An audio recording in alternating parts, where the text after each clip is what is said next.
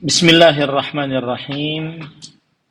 Innal hamdalillah nahmaduhu wa nasta'inuhu wa nastaghfiruh wa na'udzu billahi min shururi anfusina wa sayyiati a'malina. Man yahdihillahu fala mudilla lahu wa man yudlil fala hadiya lahu. Wa ashhadu an la ilaha illallah wahdahu la syarika lahu wa ashhadu anna Muhammadan 'abduhu wa rasuluh.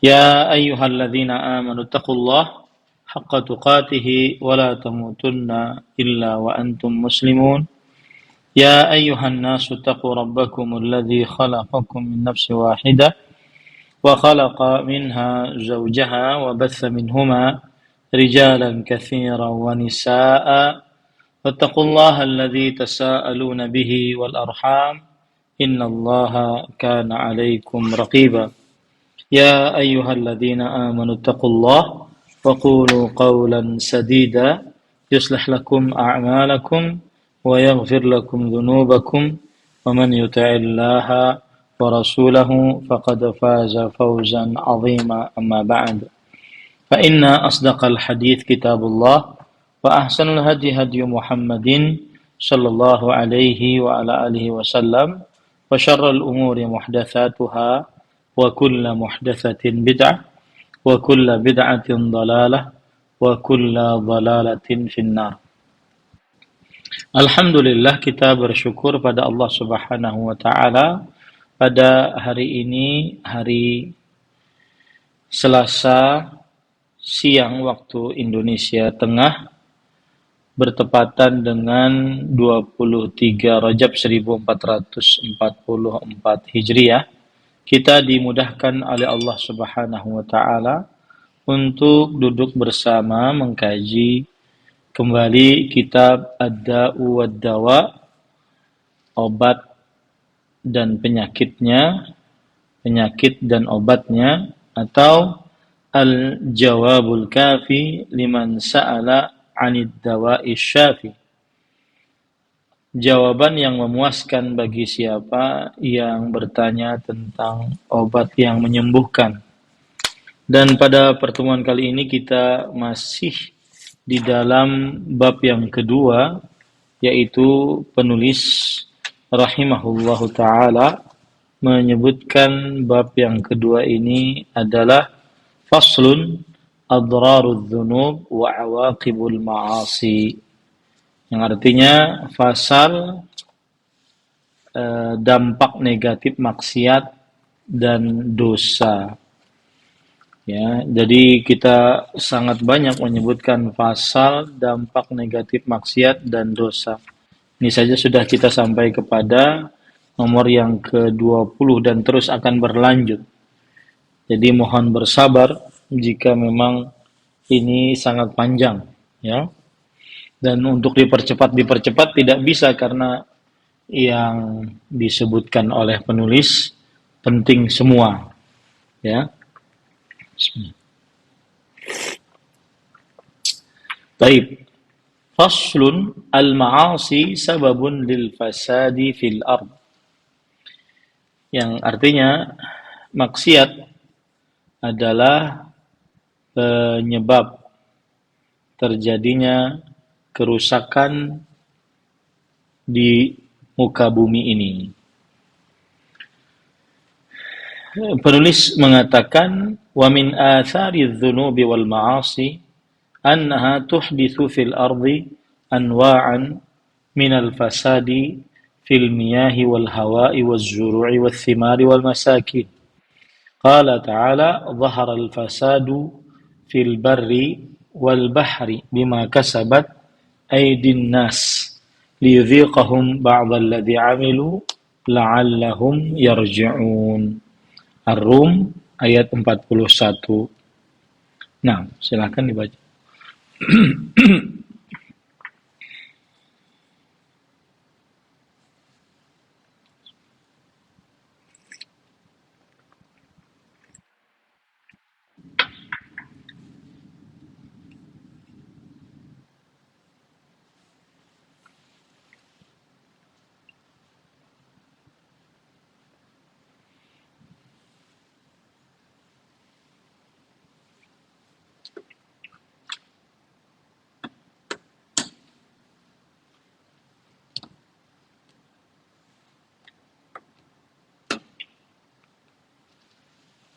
Nah,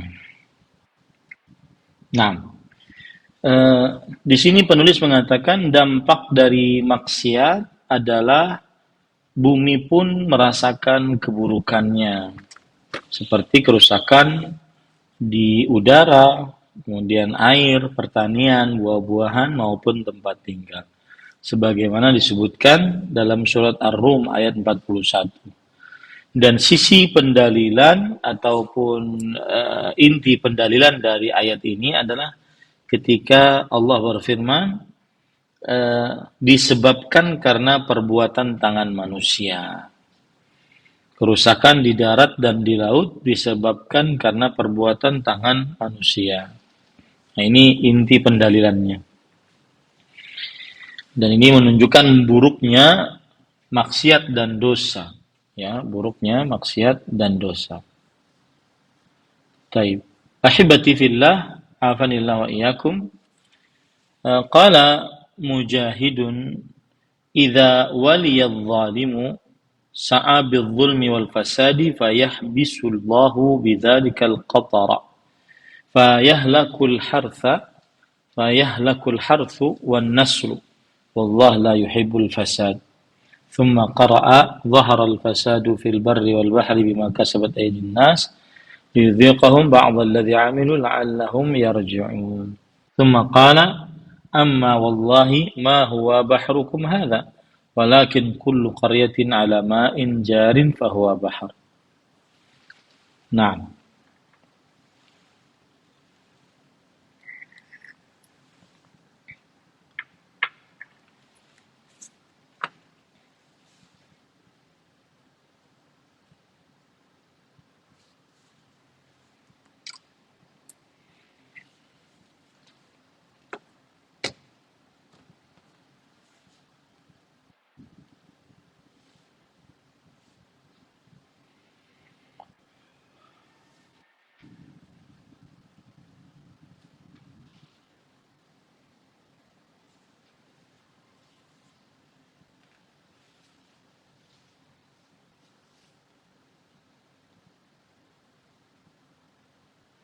Nah, ahibati fillah, afanillah wa iyyakum, kaum muslimin yang saya cintai karena Allah.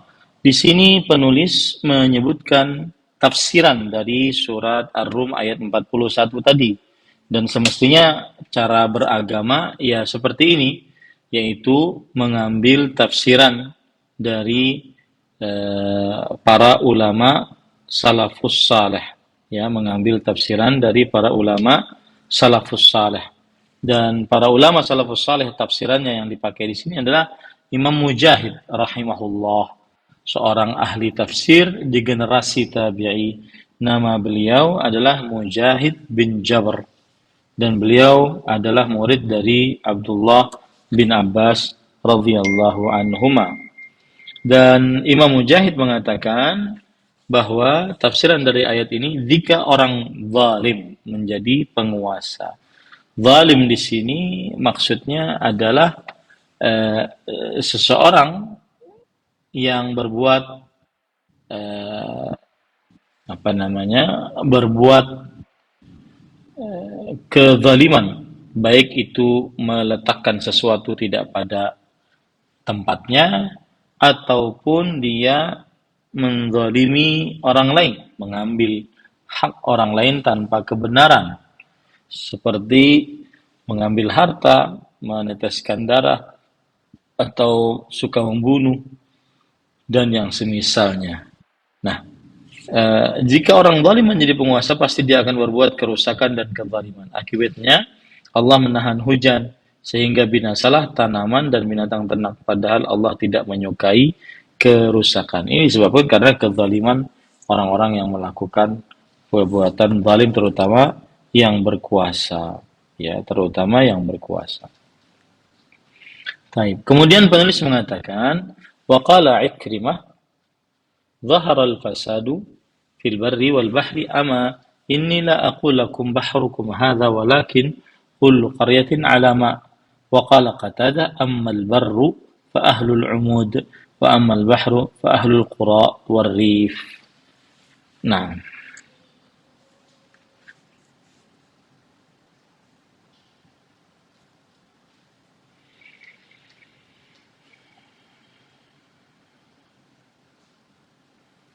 Nah, eh, jadi yang dimaksud mungkin sebagian orang ada yang berkata begini, nanti kan kita nggak kena karena yang itu kan yang dimaksud di laut. Ternyata bukan, tetapi setiap yang ada airnya dari eh, yang ada di sebuah daerah. Nah, jadi jangan sampai merasa aman dengan hal tersebut, ya, karena menganggap bahwa lautan masih jauh daripada dia, itu maksudnya. Nah, kemudian penulis mengatakan waqala Qatadatu rahimahullah ammal barru fa ahlul umud wa ammal bahru fa ahlul qura war rif. Nah,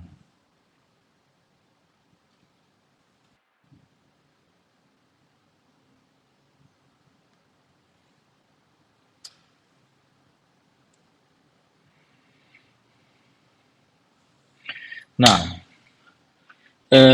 bahkan menunjukkan bahwa sampai-sampai kerusakannya pada daratan yang dalam, yaitu daerah-daerah pedalaman, bukan hanya dekat, tetapi daerah-daerah pedalaman yang mana semestinya mereka jauh dari maksiat, tetapi ternyata mereka juga kena. Begitu juga ya daerah-daerah yang di lautan, ya, yaitu orang-orang yang dikatakan di sini dekat dengan air, penduduk desa yang tanah yang subur. Jadi meskipun mereka aslinya adalah subur karena dekat dengan laut, dengan pantai, tetapi ketika ada maksiat kemudian dibiarkan, maka maksiat ini penyebab kerusakan di atas muka bumi.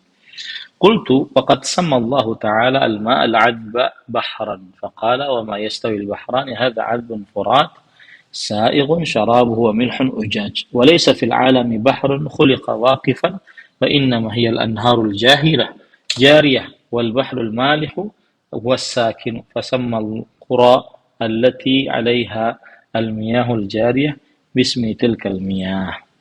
نعم.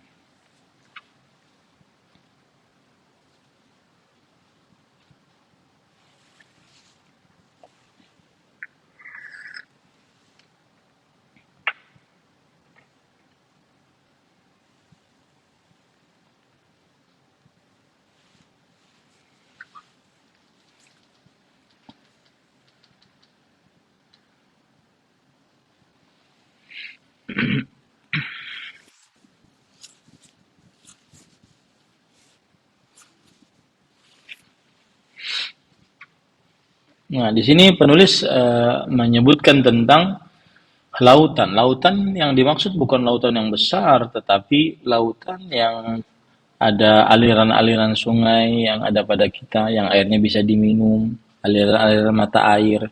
Jadi jangan sampai menganggap bahwa lautan di sini adalah lautan yang besar, tidak, tetapi bahkan sungai-sungai kita menjadi kering akibat maksiat.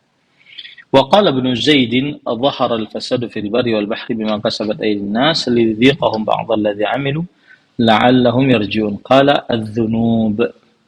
Nah,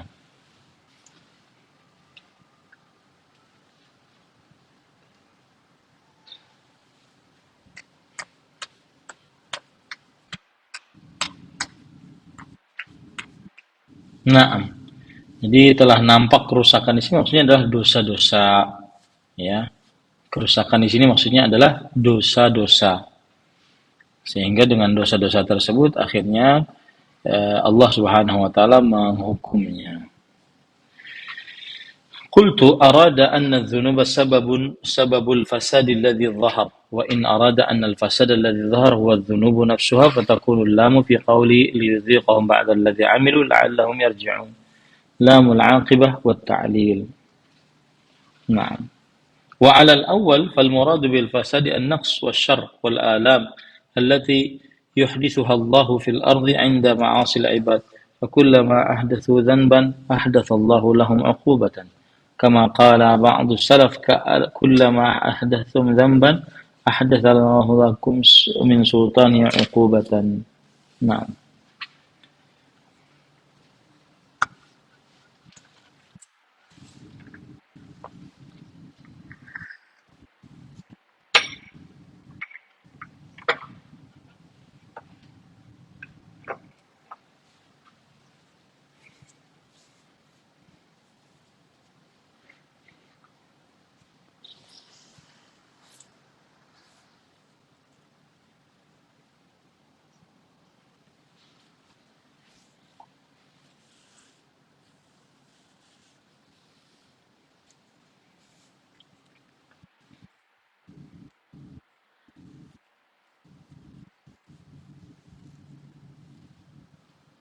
Jadi di sini ada maksud, ya.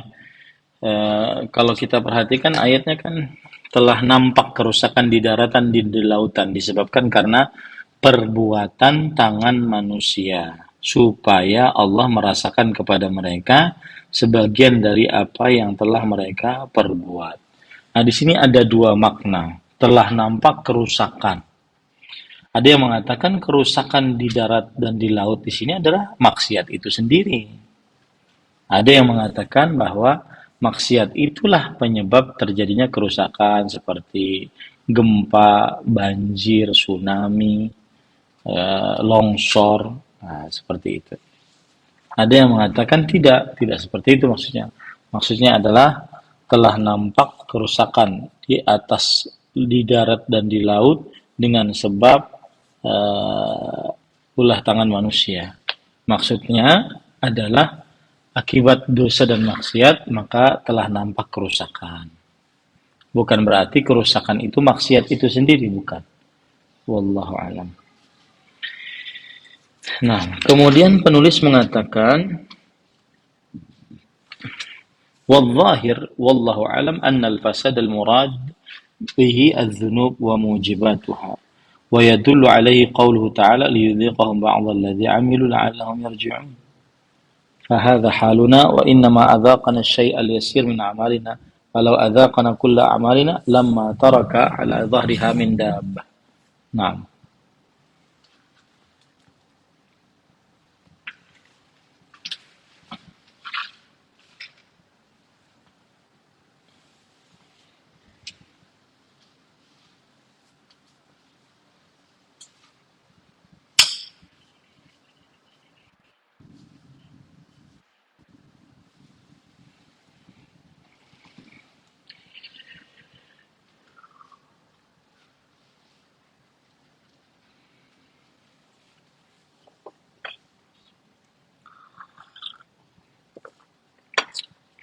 Jadi sekali lagi patut dipahami ya, telah nampak kerusakan di daratan dan di laut disebabkan karena perbuatan tangan manusia.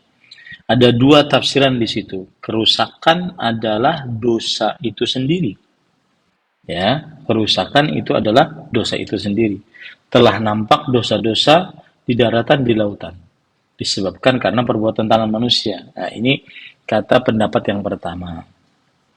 Pendapat yang kedua adalah, dan ini pendapat yang lebih dikuatkan, telah nampak kerusakan, yaitu kurangnya turun hujan, banyaknya tersebar penyakit, kemiskinan, telah nampak kerusakan di darat dan di lautan disebabkan karena perbuatan tangan manusia. Ya,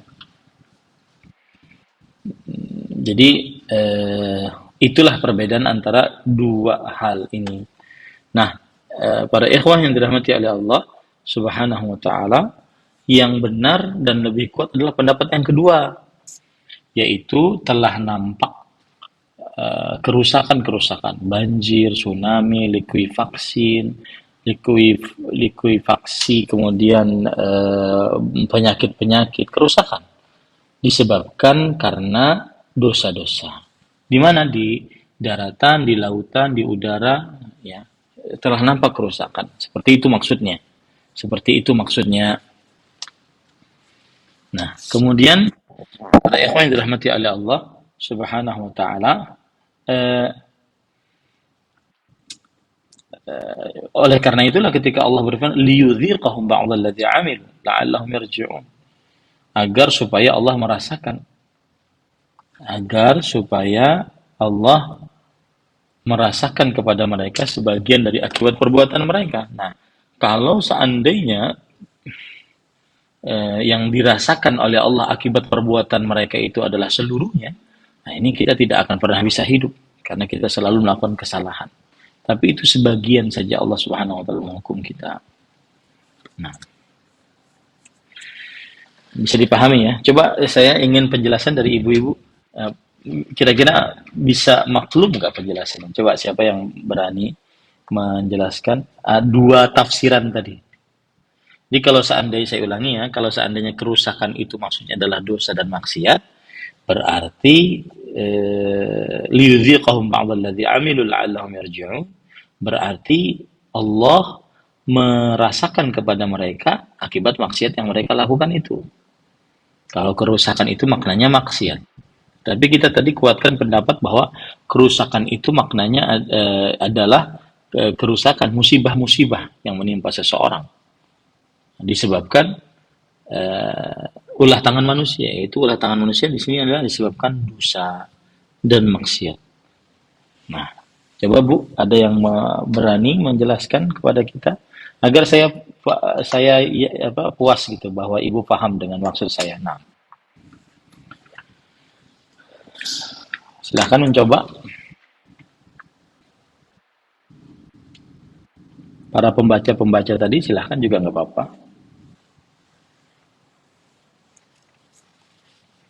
Iya, silahkan.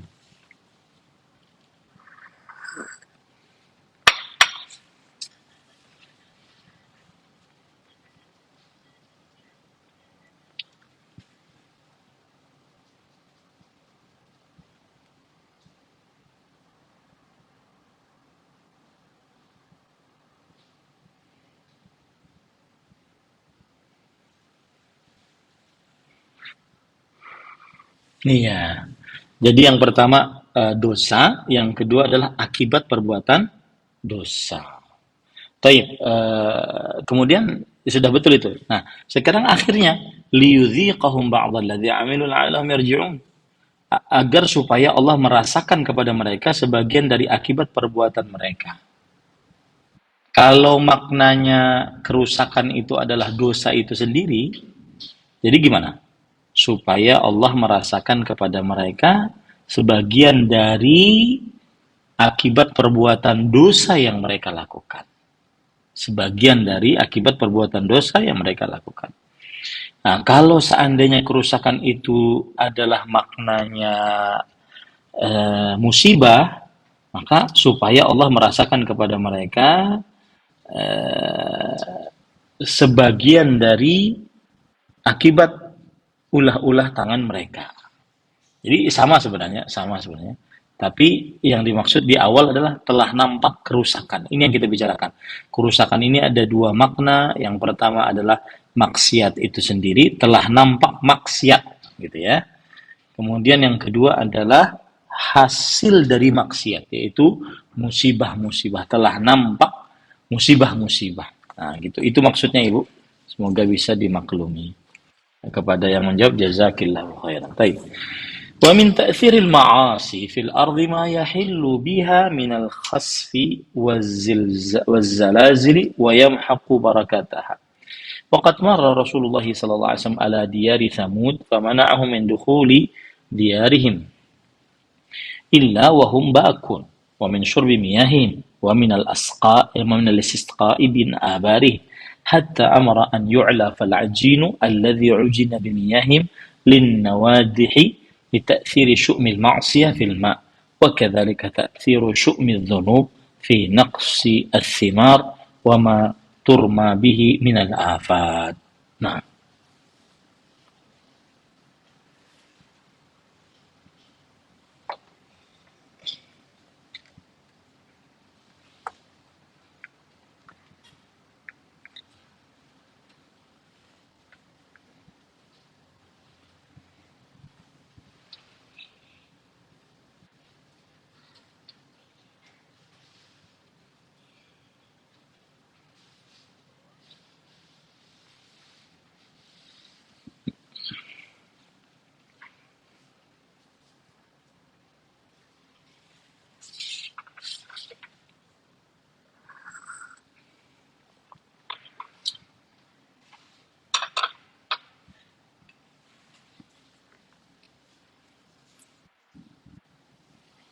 نعم.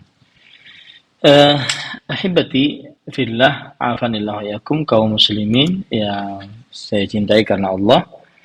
Jadi sampai-sampai maksiat itu mempengaruhi alam semesta. Airnya, sumurnya, ya, dijauhi. Bahkan saya berpikir tadi, nah misalkan nih, ada orang berbuat maksiat dengan baju. Misalkan dengan baju ini dia berzina. Maka untuk menghilangkan kesialan itu dia jauhkan baju ini, ya.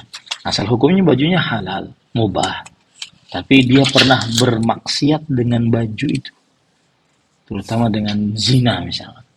Maka jauhkan, karena ada maksiat itu membekas pada nyawa seseorang atau pada sekitar seseorang. Maksiat itu membekas pada sekitar seseorang.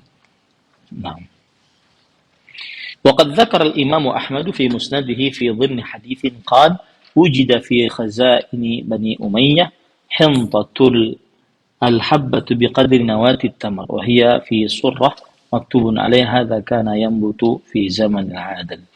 سبحان الله. نعم.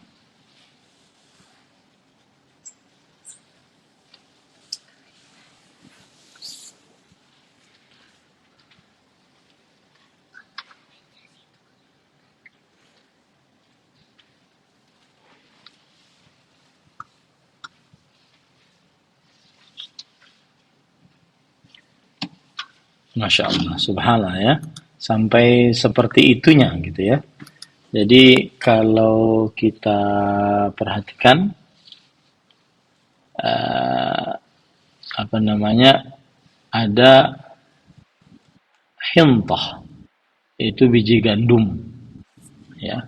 Biji gandum itu kan kecil, kemudian dia bisa berubah menjadi seperti biji kurma yang besar, disebabkan karena dia eh, apa namanya, di ada di tempat yang adil, ada di tempat yang adil. Nah, para ikhwan yang dirahmati oleh Allah Subhanahu wa taala, saya ingin contohkan biji gandum ya.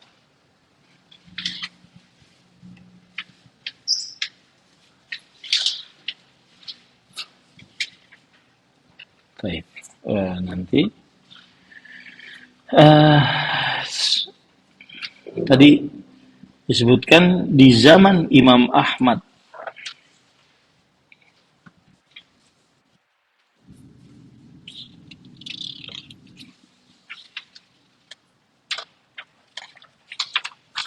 Bentar.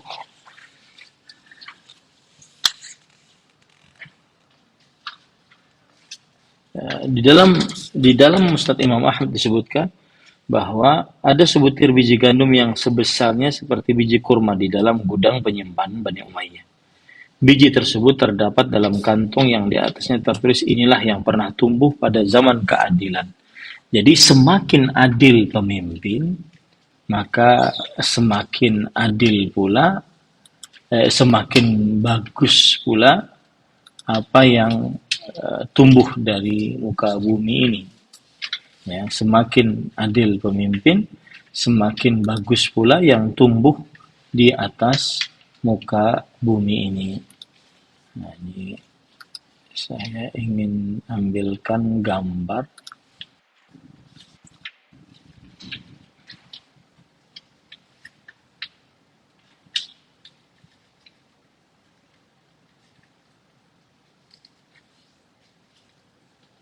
Nah, ini dia. Sebentar.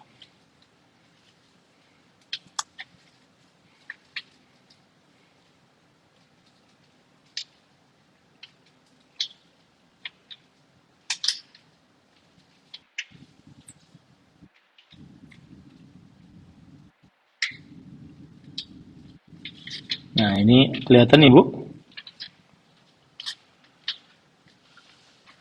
Nah, ini hintah. Ini kan kecil ya, kecil. Tetapi ketika dia zaman keadilan, maka dia akan menjadi besar. Ya, ini kan kecil, tapi ketika zaman keadilan dia akan menjadi besar. Subhanallah. Maka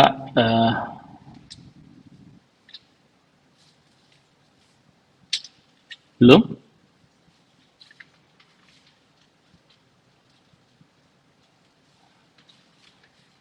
sudah. Ya, sudah. Sudah? Nah, ini kan kecil ya. Tapi kalau biji kurma kan besar. Nah, ini biji gandum yang disebutkan.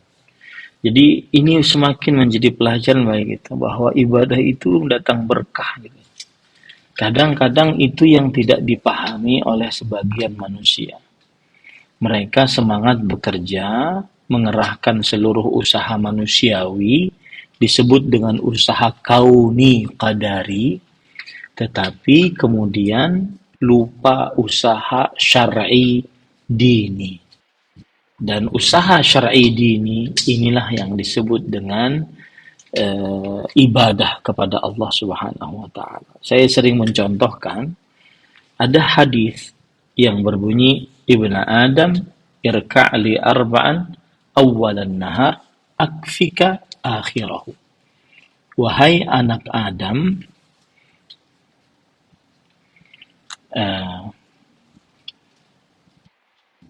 sholatlah untukku 4 rakaat di pagi hari. Maka aku akan cukupkan keperluanmu sampai malam hari. Syekhul Islam Ibnu Taimiyah rahimahullah berkata bahwa yang dimaksud dengan 4 rakaat tersebut adalah 2 rakaat sebelum subuh dan 2 rakaat sholat subuhnya. Nah, ini menunjukkan bahwa ada proses keberkahan dalam ibadah. Makanya Imam Ibnu Qayyim berkata, at-ta'ah tajlibu al-barakah fi kulli syai'. Ketaatan mendatangkan keberkahan bagi seorang hamba dalam segala hal. Wal ma'siyah tuzhibu barakata kulli syai'. Dan maksiat menghapuskan keberkahan segala sesuatu. Nah, ini luar biasa. Ini hadza kana yanbutu fi zamanil adl. Ini adalah yang tumbuh di zaman keadilan. Artinya pemimpin pada waktu itu adil, rakyatnya pun akhirnya juga berbuat adil. Tidak ada yang sebagaimana disebutkan dalam surah Al-Mutaffifin, wailun lil mutaffifin alladzina idza iktalu 'alan nasi yastawfun wa idza kaluhum aw wazanuhum yakhsirun. Neraka wail bagi orang-orang yang mutaffif, yang apabila jadi pembeli dia minta tambahan, apabila dia jadi penjual dia mengurangi takaran dan timbangan, seperti itu. Semakin adil, semakin beribadah, semakin berkah. Ya. Dan ini kadang-kadang susah. Dalam hitungan matematik manusia itu susah. Tetapi kita bisa menghitungnya dengan iman. Nah, wa akhbarani jama'atun min syuyukhis sahara annahum kanu ya'haduna ath-thimara akbara mimma hiya al-an. Wa kathirun min hadhihi al-afat التي تصيبها لم يكونوا يعرفونها وإنما حدثت من قرب. Nah,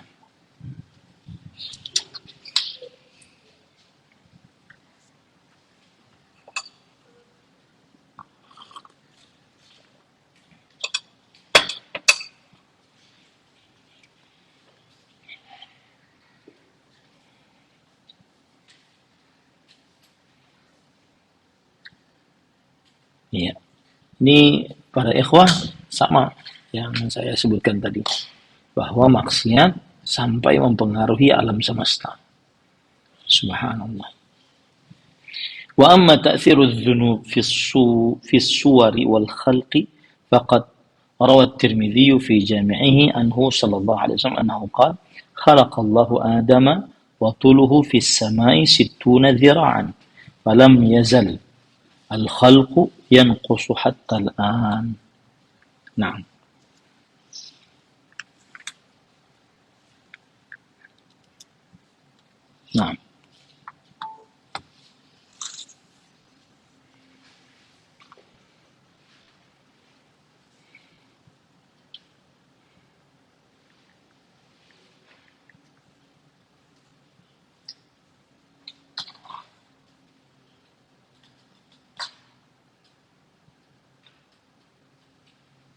Nah, para ikhwah yang dirahmati oleh Allah Subhanahu wa taala, kalau kita perhatikan juga sebab maksiat itu adalah bisa mengurangi besarnya tubuh manusia atau besarnya tubuh makhluk-makhluk. Nah, kalau seandainya kita perhatikan 60 hasta itu, satu hastanya sekitar 61 sekian sentimeter. Ya, 61 sekian sentimeter. Berarti kira-kira 3.710 sentimeter.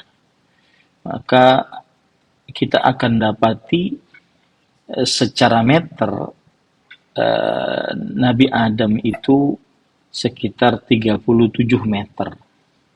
Ya, Nabi Adam sekitar 37 meter atau 40-an seperti itu ya.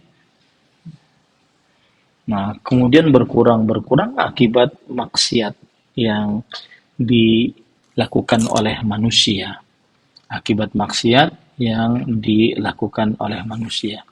Dan nanti di akhirat akan kembali lagi manusia masuk ke dalam surga dalam panjang atau tinggi yang sedemikian. Ya.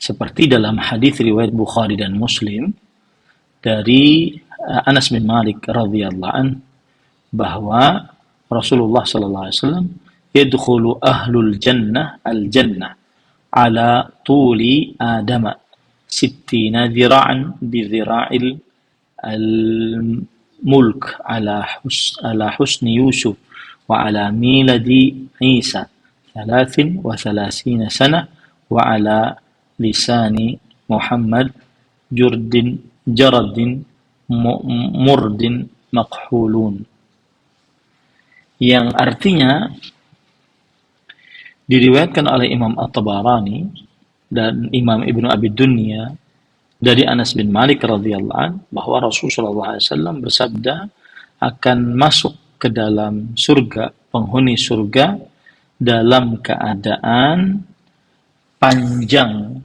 badan mereka sepanjang Nabi Adam, yaitu atau setinggi Nabi Adam, yaitu 60 hasta. Dan wajahnya seperti wajah Nabi Yusuf. Kemudian umurnya seperti Nabi Isa, 33 tahun. Dan lisannya seperti lisan Nabi Muhammad sallallahu alaihi wasallam, fasih. Ya, ini para ikhwan yang dirahmati oleh Allah Subhanahu wa taala.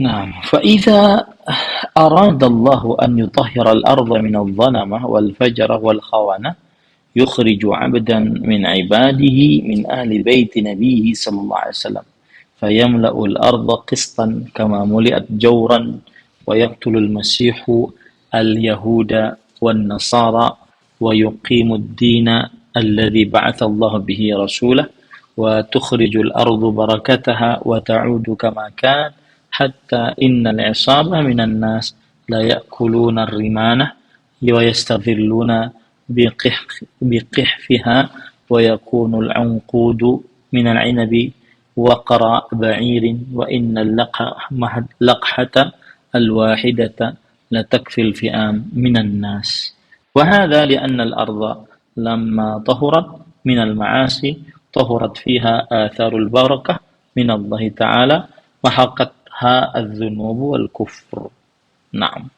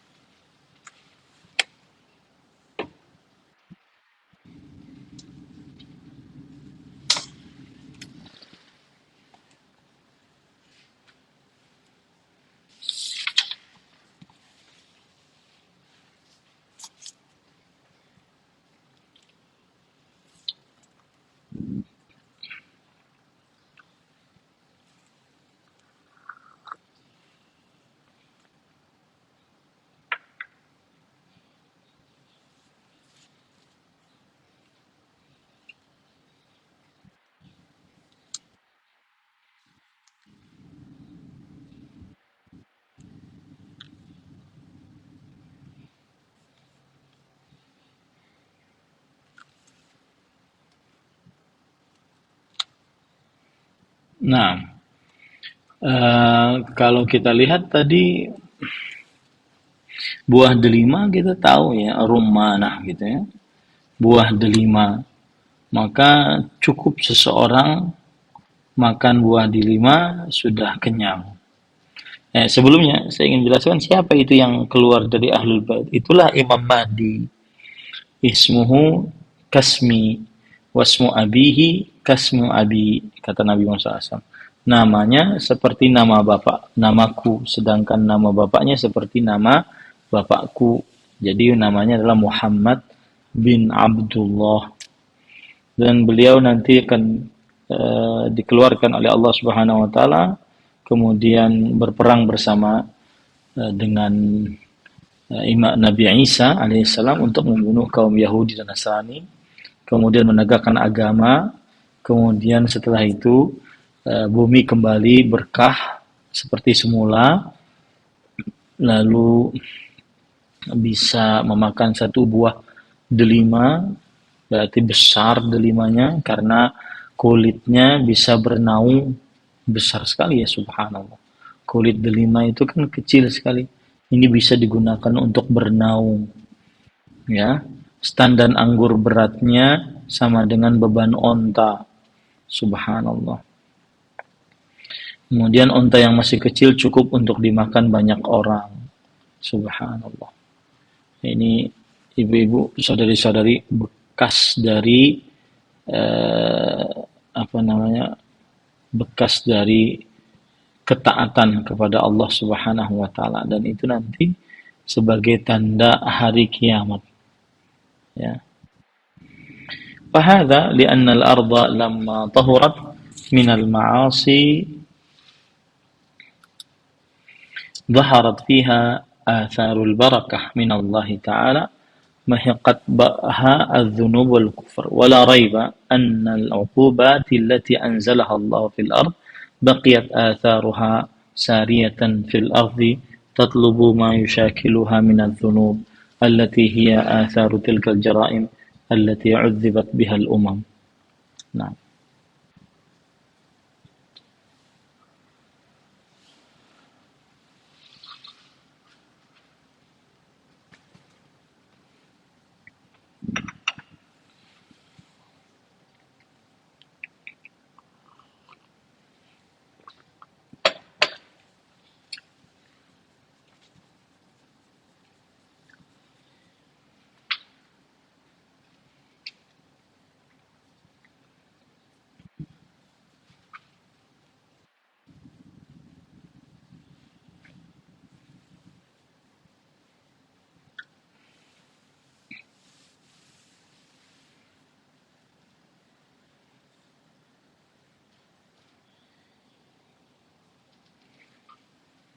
طيب، وتأمل مقارنة الشيطان ومحله وداره، فإنه لما قارن العبد واستولى عليه نزعت نزعت البركة من عمره وعمله وقوله ورزقه، ولما أثرت طاعته في الأرض ما أثرت نزعت البركة من كل محل ظهرت فيه طاعته. وكذلك مسكنه لما كان الجحيم لم يكن هناك شيء من الروح والرحمة والبركة. نعم.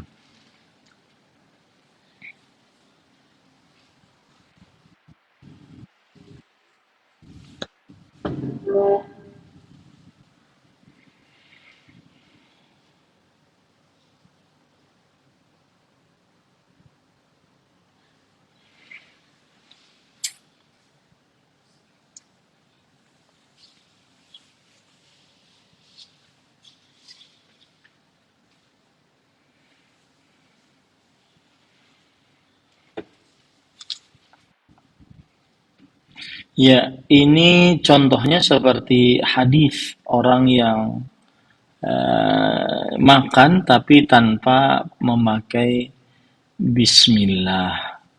Ya, contoh hadis yang makan tanpa bismillah maka tidak akan pernah kenyang. Ya, tidak akan pernah kenyang.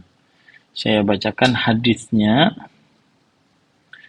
yaitu hadis diriwayatkan oleh Imam At-Tirmidzi, Imam Abu Daud dari Aisyah radhiyallahu anha, Rasulullah SAW bersabda, "Idza akala ahadukum ta'am falyaqul bismillah, fa in nasiya fi awwali falyaqul bismillah awwalahu wa akhirahu." Jika salah seorang di antara kalian makan dengan maka ucapkanlah bismillah. Jika dia lupa, maka ucapkanlah bismillahi awwalahu wa akhirahu. Taib.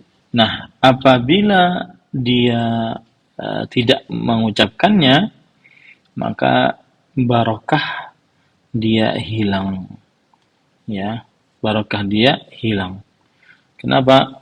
Akhirnya dia tidak kenyang-kenyang. Akhirnya dia tidak kenyang-kenyang.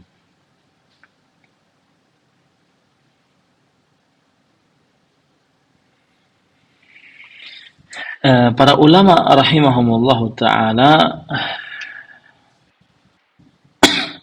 berbeda pendapat tentang hukum makan, apakah dengan mengucap bismillah saja atau bismillahirrahmanirrahim.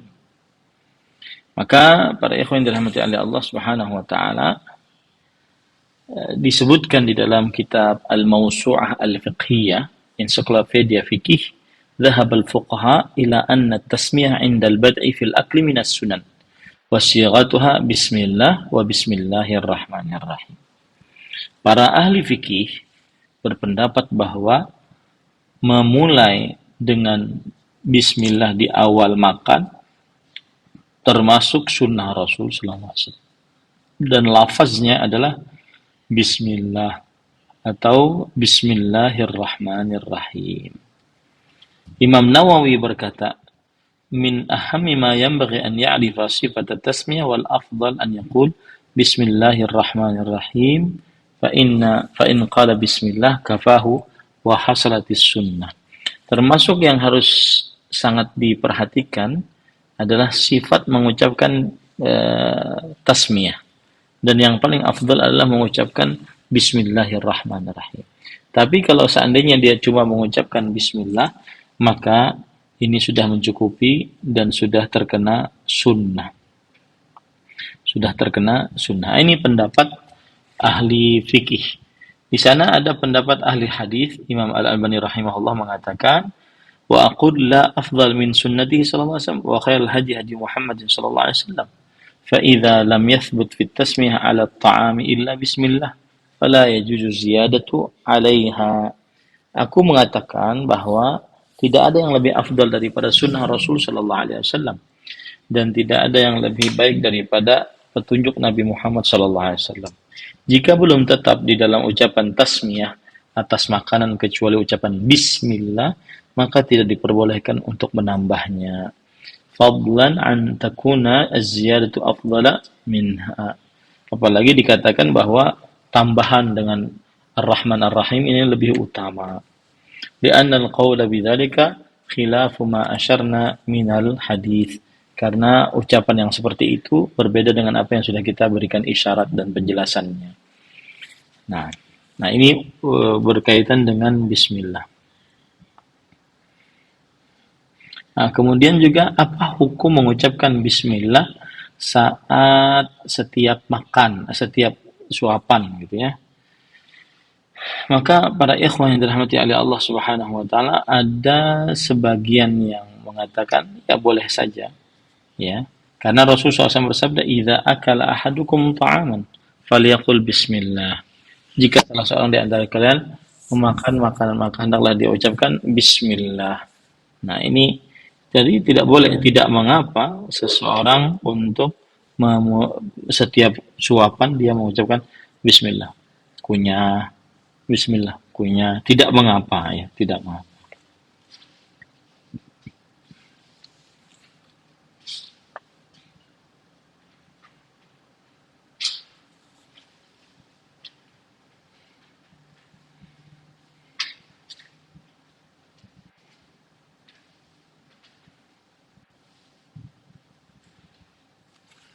Nah, sebentar.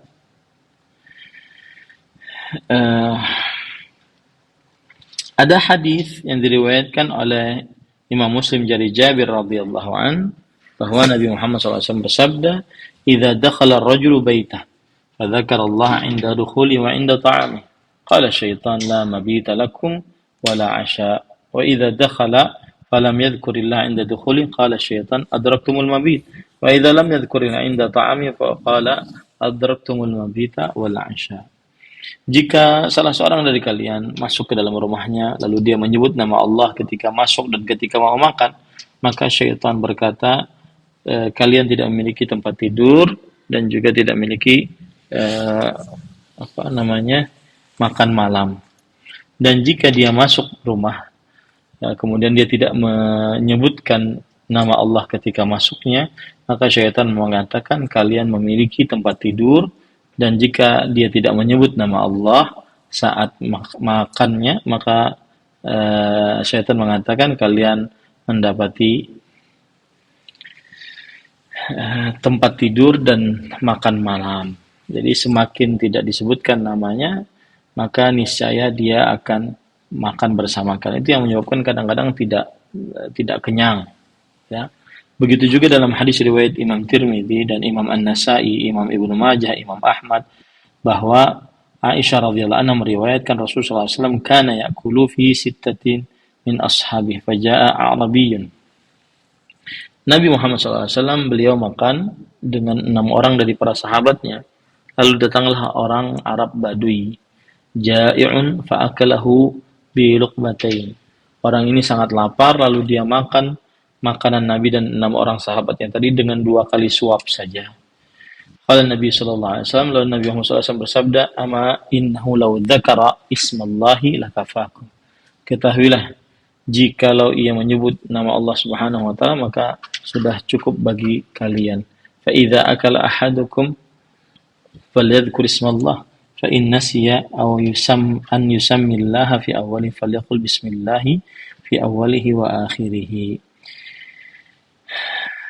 Jikalau ia menyebut nama Allah saat makan, maka cukup baginya. Jika ia makan lalu ia menyebut nama Allah, dan jika dia lupa, maka hendaklah dia mengucapkan bismillah fi awwalihi wa akhirih. Nah, ini contoh yang saya perpanjang ya, bahwa bahwa apabila syaitan bersama kita, maka yang akan ada adalah kesialan dan kerugian dan kerusakan. Tetapi jika syaitan jauh dari kita, maka niscaya dia akan penuh dengan berkah, perbuatannya, ucapannya, rezekinya, makanan, minumannya penuh dengan berkah. Nah ini ibu-ibu, saudari-saudari muslimah yang dimuliakan oleh Allah Subhanahu wa taala. Nah, ya. Cukup kiranya ini yang berkaitan dengan maksiat menjadi penyebab kerusakan di atas muka bumi ini. Wallahu a'lam. Nah, silahkan jika ada yang ingin bertanya.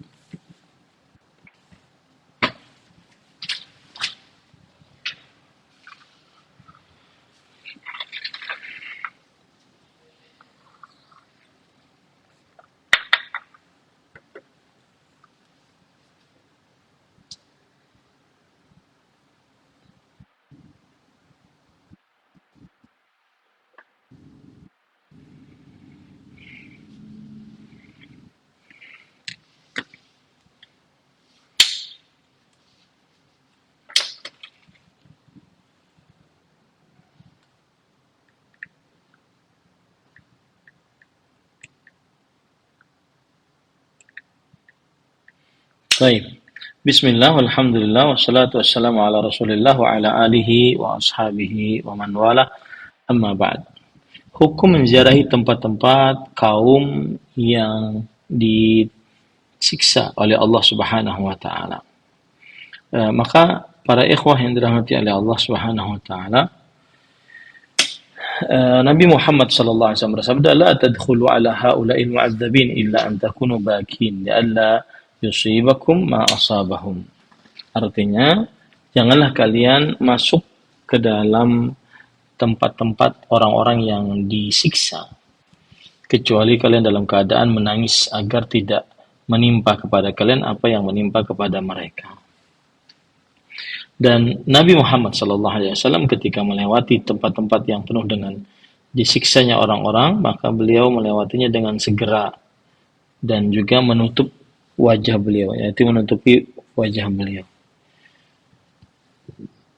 Nah, kemudian para ikhwan yang dirahmati oleh Allah Subhanahu wa taala, jadi kalau seandainya pun mau ke sana, maka seseorang harus dengan menangis, ya, sehingga dia dalam keadaan benar-benar menyesal atas perbuatannya.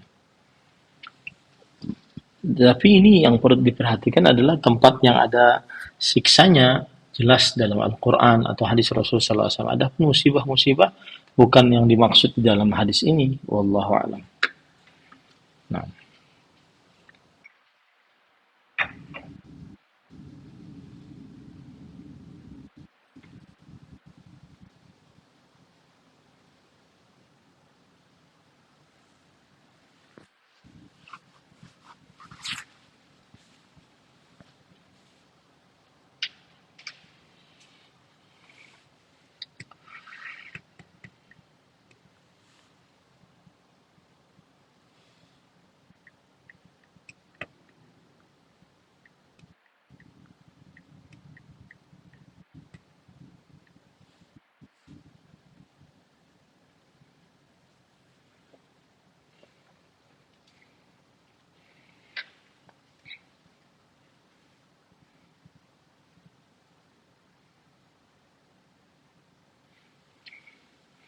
Baik, bismillah, walhamdulillah, wassalatu wassalamu ala rasulillah wa ala alihi wa sahbihi wa man wala, amma ba'd. Yang pertama, hukum ziarah kepada perkampungan Tsamud. Allah Subhanahu wa taala secara umum memerintahkan kita untuk berjalan di atas muka bumi ini sehingga mengambil pelajaran-pelajaran dari keadaan-keadaan dan orang-orang yang mendustakan para rasul sehingga bisa menjadi pelajaran. Allah berfirman dalam Al-Quran, "Qul siru fil ard, thumma anzuru kaifa kana aqibatul mukadzibin." Katakanlah wahai Muhammad sallallahu alaihi wasallam, berjalanlah kalian di atas muka bumi, kemudian perhatikanlah bagaimana Allah Subhanahu kaifa kana aqibatul mukadzibin. Bagaimana akibat orang-orang yang mendustakan. Begitu juga itu tadi ayat disebutkan oleh Allah. Sebentar.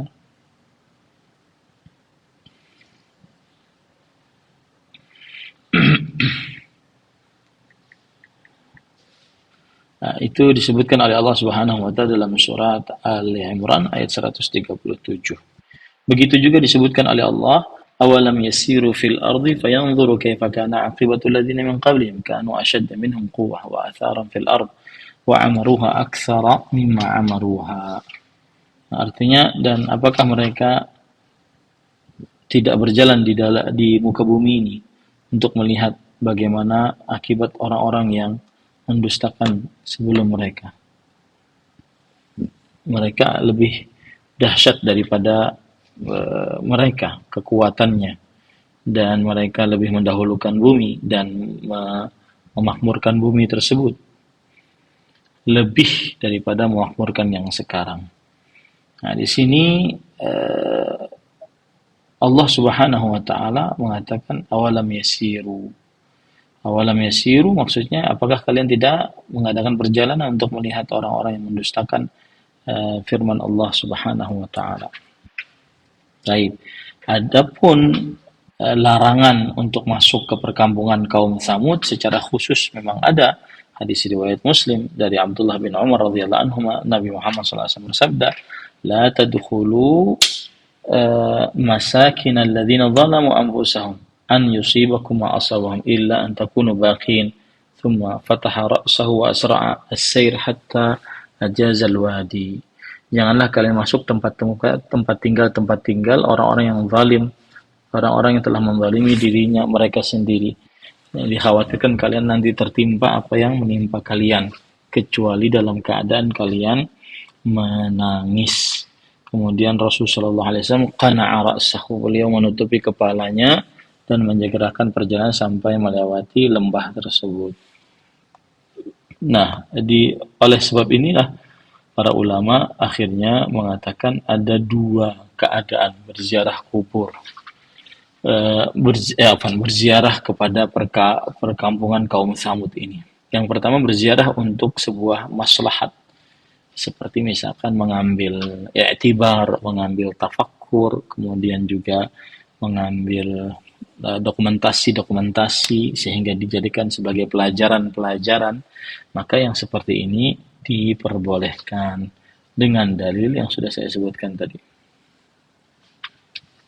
Yang kedua adalah menziarahinya untuk sekedar rekreasi, ya, untuk sekedar rekreasi dan hanya sekedar ingin tahu, bukan untuk mengambil i'tibar dan pelajaran. Maka yang seperti ini adalah tidak dilakukan lagi, menyelisih larangan Rasulullah Sallallahu Alaihi Wasallam. Nah, kalau sudah jelas penjelasannya seperti ini, maka kita tidak boleh mengatakan bahwa kalau dibuka kembali kemudian ini menunjukkan bahwa akan terjadi lagi siksa. Tidak, itu kita tidak tahu karena tidak ada dalil yang menunjukkan akan hal tersebut. Wallahu a'lam.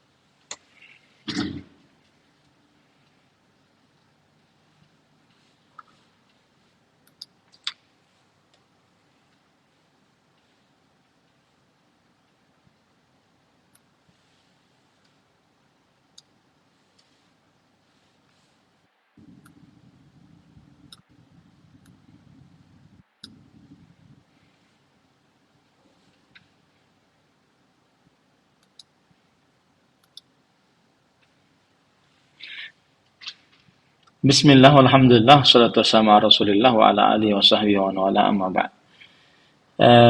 Untuk hasal hukum tetap salat di rumah lebih utama. Rasulullah SAW bersabda, wa buyutuhunna khairul lahunna, dan rumah-rumah mereka lebih baik daripada rumah-rumah para perempuan lebih baik daripada mereka keluar ke masjid-masjid. Nah, tapi kalau seandainya ingin pergi ke masjid tidak terlarang. Karena Rasulullah SAW bersabda, la tamna'u ima Allah masajid Allah. Janganlah kalian larang perempuan-perempuan, hamba-hamba Allah pergi untuk ke masjid-masjid Allah Subhanahu wa taala, terutama mengerjakan salat tarawih yang mungkin dia dia lebih semangat di dalam masjid, ya, lebih semangat di dalam masjid. Maka tidak mengapa dia pergi ke masjid. Tidak mengapa dia pergi ke masjid. Di sholat di rumah lebih utama, tetapi tidak mengapa dia pergi ke masjid, apalagi alasan yang dia sebutkan tadi. Ya, wallahu a'lam. Nah,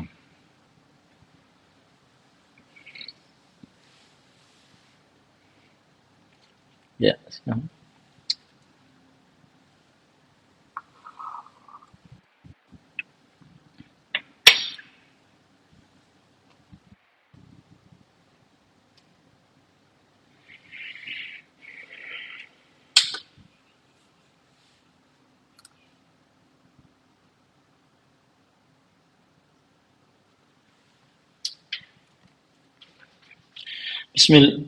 Bismillah, walhamdulillah, wassalatu wassalamu ala rasulillah wa ala alihi wa sahbihi wa man wala, amma ba'd. Berkah asal katanya adalah kathratul khairi wa ziyadatuhu. Kebaikan yang banyak dan terus bertambah. Itu arti berkah. Kebaikannya banyak dan terus bertambah. Kemudian yang kedua adalah dawamul khairi wa thubutul khairi wa dawamu. kebaikan yang tetap dan terus menerus. Kebaikan yang tetap dan terus menerus. Ini arti bekah. Seperti misalkan Allah berfirman di dalam surat Ali Imran, Inna awwala baitin wudi'a lin-nas lalladzi bi Bakkah mubarakan wa hudan lil alamin. Sesungguhnya rumah yang pertama kali diletakkan untuk manusia adalah yang berada di Mekah, yang penuh dengan berkah untuk alam semesta. Nah, ini menunjukkan bahwa sholat di Masjidil Haram senilai dengan 100.000 sholat. Berarti senilai dengan 55 tahun 6 bulan 20 hari. Masya Allah. Nah, ini yang disebut dengan berkah. Artinya berkahnya di dalam perbuatannya akan mendatangkan kebaikan yang banyak, akan mendatangkan pahala yang banyak. Nah, kalau kita katakan berkah di dalam harta, apakah dia harus banyak? Maka jawabannya bisa banyak dan bisa bermanfaat. Nominalnya mungkin tidak banyak, tapi manfaatnya bisa dirasakan oleh orang banyak. Nah, itu arti berkah. Berkah artinya adalah kebaikan yang banyak dan terus bertambah, atau kebaikan yang tetap dan terus menerus. Wallahu a'lam. Nah,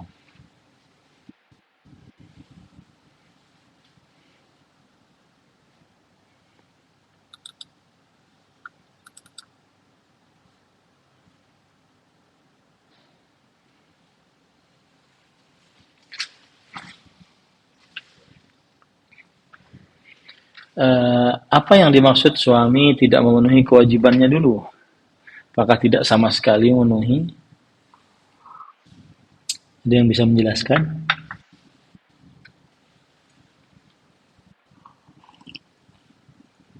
Kalau seandainya tidak jelas, susah untuk dijawab. Karena kewajiban suami itu kan banyak. Di antaranya nafkah, di antaranya mengajari agama, di antaranya muasyarah bil ma'ruf, penggauli dengan baik.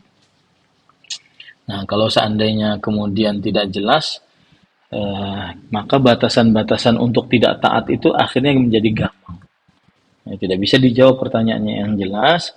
Kalau seandainya suami itu berbuat zalim, tidak menafkahi, ataupun dia berbuat buruk dalam akidahnya, kesyirikan, bid'ah, dan semisalnya, maka boleh si perempuan tersebut untuk berpisah dengan laki-laki tersebut.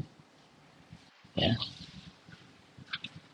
Tetapi apa dulu nih yang tidak melaksanakan kewajibannya ini apa dulu? Baru kita bisa mau menghukuminya ataupun menjawab pertanyaannya. Wallahu a'lam.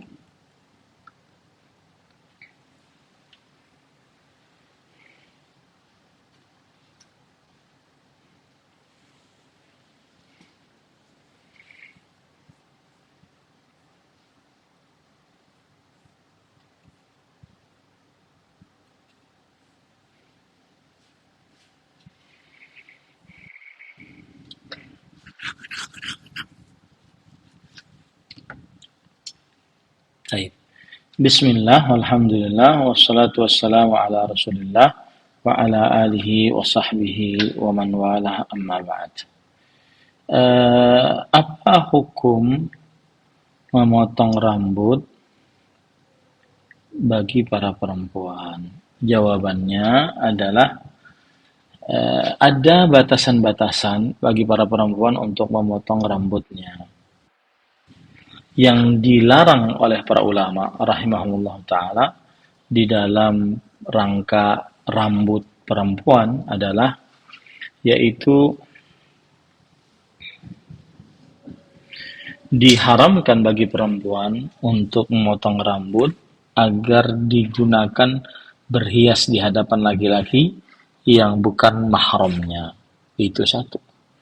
Yang kedua, diharamkan bagi perempuan untuk memotong rambut yang menyerupai potongan rambut wanita-wanita kafir atau wanita-wanita fasik, pelaku dosa besar.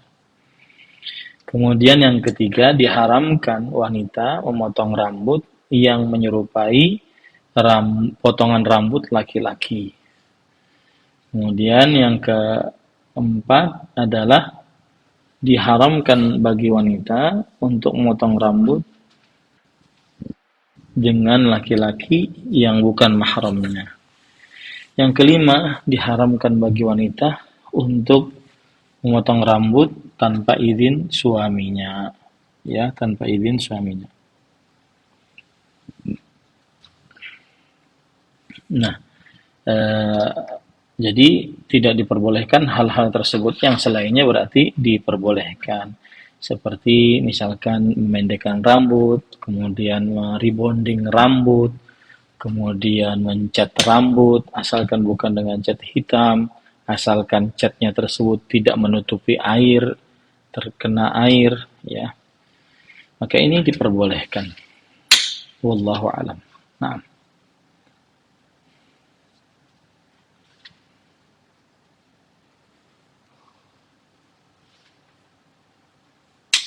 5 menit lagi ya, Bu.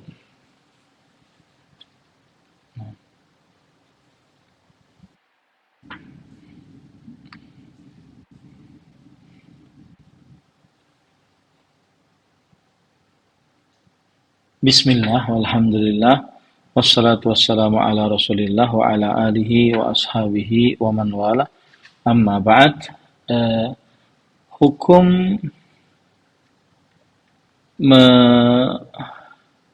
memotong rambut bagi para lelaki, terutama rambut lengan, rambut betis, ya, bagi para laki. Begitu juga rambut dada, ya. Maka pada ikhwan yang dirahmati Allah, perhatikan baik-baik.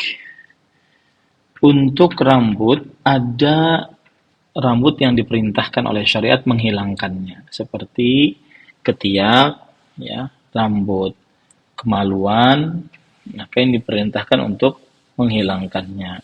Sebagaimana hadits riwayat Muslim dari Anas bin Malik radhiyallahu anhu, Rasulullah SAW memberi waktu pada laki-laki, yaitu memotong kumis, memotong kuku, mencabut bulu ketiak, dan menghabiskan bulu kemaluan. Ya, illa alla natruka dzalika aktsara min 40 yauman. Yaitu kita tidak boleh meninggalkannya lebih daripada 40 hari. Ini yang pertama. Yang kedua adalah bagian yang dilarang oleh syariat untuk menghilangkannya. Kalau tadi diperintahkan oleh syariat untuk menghilangkannya, ini dilarang oleh syariat untuk menghilangkannya. Seperti rambut alis, 2 alis ini, karena ini termasuk daripada yang dilarang. Kemudian juga jenggot, ini yang dilarang. Nah, di sana ada bagian yang didiamkan oleh syariat. Tidak ada dalil tegas perintah untuk menghilangkannya atau mendiamkannya. Ya, yaitu rambut di sisa-sisa dari bagian tubuh.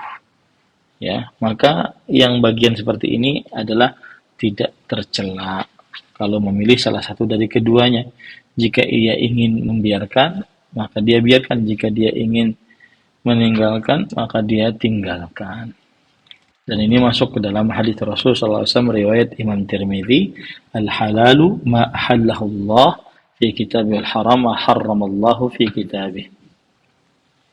Wa ma sakata anhu fahuwa mimma afa anhu. Halal adalah apa yang dihalalkan oleh Allah dalam Al-Quran, haram apa yang diharamkan oleh Allah Subhanahu wa Ta'ala di dalam kitabnya, dan apa yang didiamkan oleh Allah, maka itu adalah sesuatu yang dimaafkan. Hadis riwayat Imam Tirmidzi dan dihasankan oleh Imam Al-Albani rahimahullah. Oleh karena itu, menggundur rambut lengan dan rambut betis, rambut dada bagi laki-laki diperbolehkan secara mutlak. baik itu karena ada sebab sakit atau karena ingin membersihkan atau yang selainnya, dan di dalamnya tidak ada penyerupaan diri untuk menyerupa diri seperti perempuan, tidak adanya. Jadi diperbolehkan. Wallahu a'lam. Nah,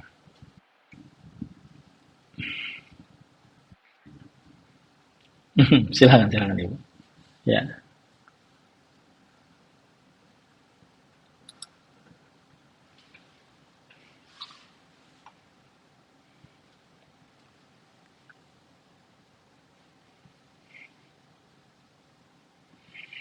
Iya, ya. Di sana ada istilah an-na'yu, Ibu. An-na'yu itu adalah eh, memberitahukan kematian seseorang.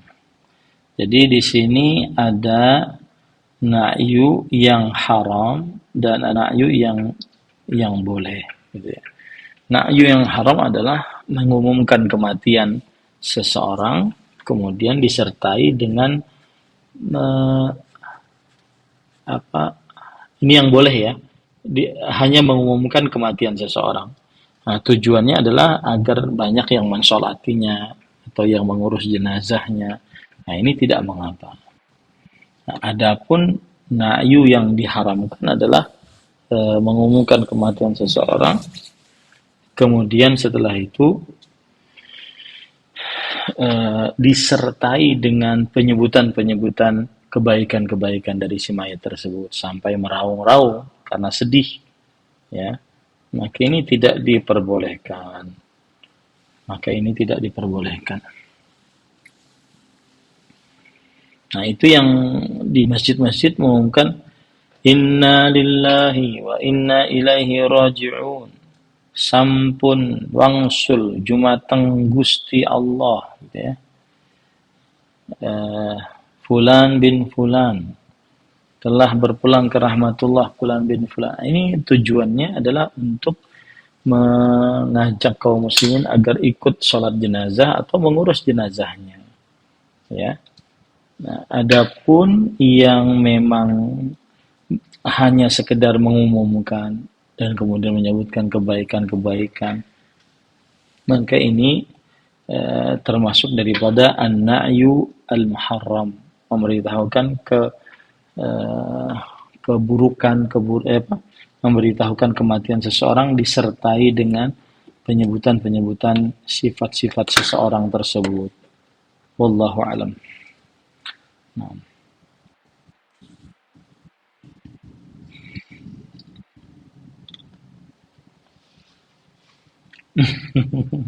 Silakan, silakan.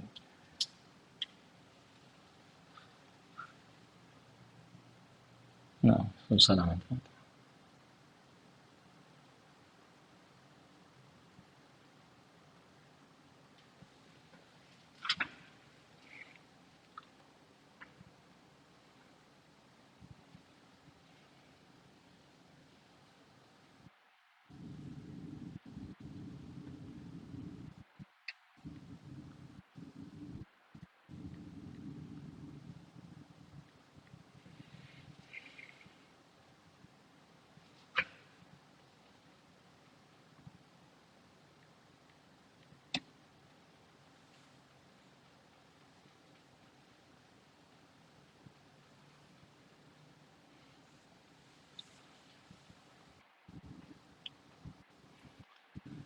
Baik.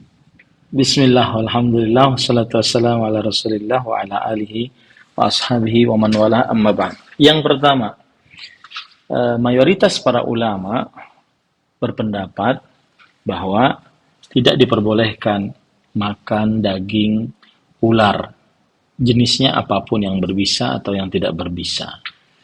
Imam An-Nawawi dalam kitab Majmu' Syarhul Muhadzab, salah satu kitab inti dalam mazhab Syafi'i, mengatakan madzahibul ulama fi hasyaratil ardi kal hayyati wal aqaribi wal ji'lani wa banati wirdan wal fa'rah wa nahwiha wa madhhabuna annahu haram wa bihi qala Abu Hanifah wa Ahmad wa Abu Dawud. Madhab para ulama di dalam binatang-binatang yang melata di atas muka bumi seperti ular dan kalajengking kemudian al-ji'lan. Al-ji'lan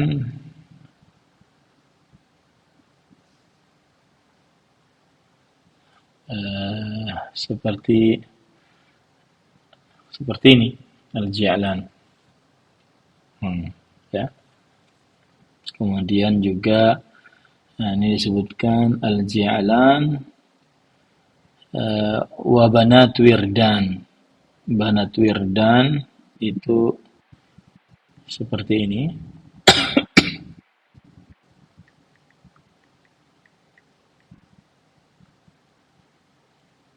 Banat wirdan ini kecoak.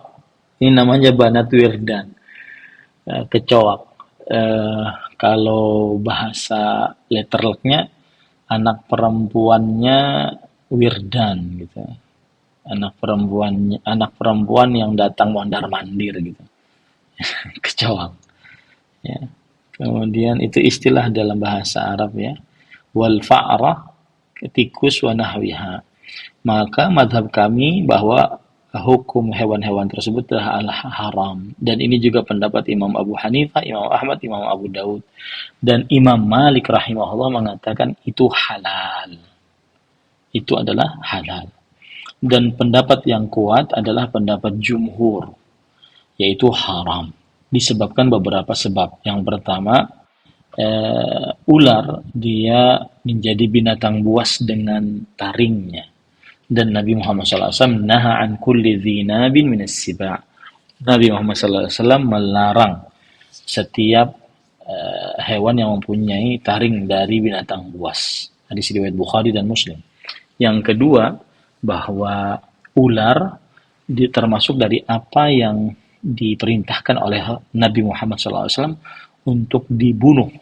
Sebagaimana hadis Rasul SAW dari Abdullah bin Umar radhiyallahu anhuma, beliau berkhutbah di atas mimbar, uqtulul hayyat, bunuhlah para ular-ular tersebut. Hadis riwayat Bukhari dan Muslim. Yang ketiga, ular adalah binatang yang menjijikkan, kotor.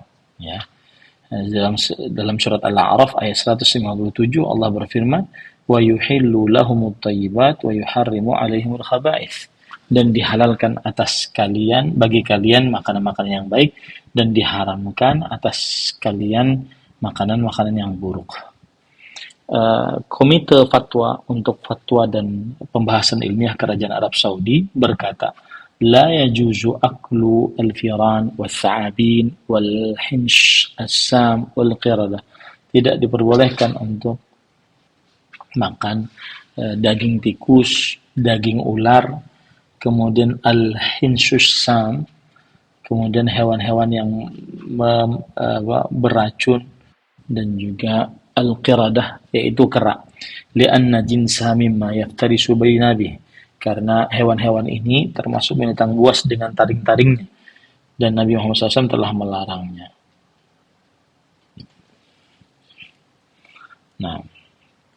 Nah, para ikhwah yang dirahmati oleh Allah Subhanahu wa taala, lalu kalau sudah termakan bagaimana? Maka jawabannya adalah jika dia bisa memuntahkan, alhamdulillah. Jika tidak memuntahkan, maka sudah termakan, ya. Dan pada saat itu dia bertobat kepada Allah Subhanahu wa taala. Baik, sekarang kalau ada yang mengatakan saya berobat dengan daging ular kobra, maka jawabannya tidak diperbolehkan makan daging ular, bukan tidak diperbolehkan juga untuk berobat ataupun alasan-alasan lainnya. Kenapa? Karena masih banyak obat-obat yang halal yang Allah Subhanahu wa taala sediakan. Wallahu a'lam. Nah,